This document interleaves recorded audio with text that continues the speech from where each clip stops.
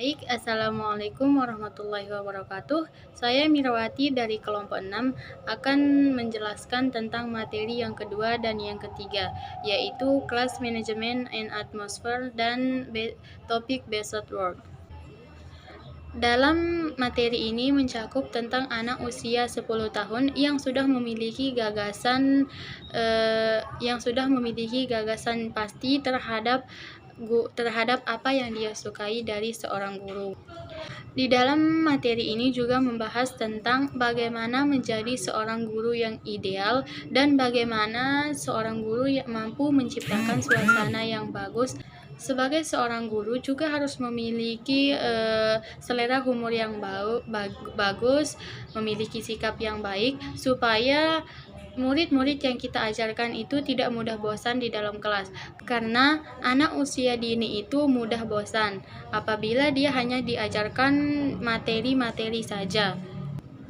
Walaupun kita tidak memiliki kemampuan seperti guru idealnya Susan, yaitu Master Jorli dalam kemampuan musik, akan tetapi setidaknya kita memiliki kemampuan dalam menggambar, bernyanyi, walaupun itu hanya sederhana.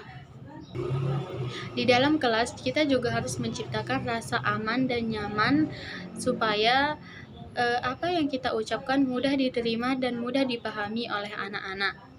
Di dalam materi ini juga membahas tentang cara pengelompokan anak-anak, yakni kita sebagai seorang guru harus mengelompokkan anak-anak dengan teman yang belum mereka akrab, supaya di dalam diri anak tersebut tertanam rasa persaudaraan.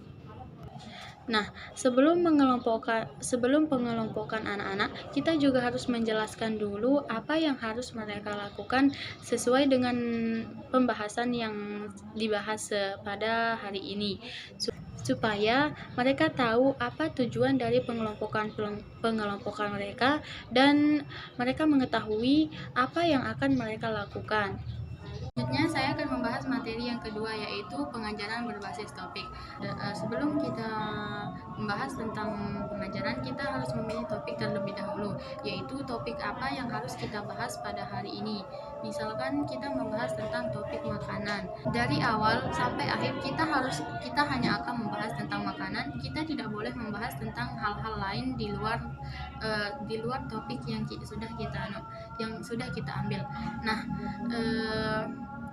setelah kita memilih topik, kita masuk ke dalam waktu perencanaan, yaitu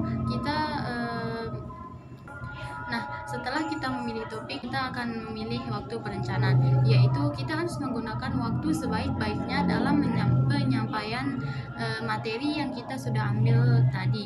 Nah, misalkan waktu kita 30 menit, kita ambil 5 menit untuk mengajak mereka bermain atau supaya mereka tidak terlalu tegang dalam kelas nanti.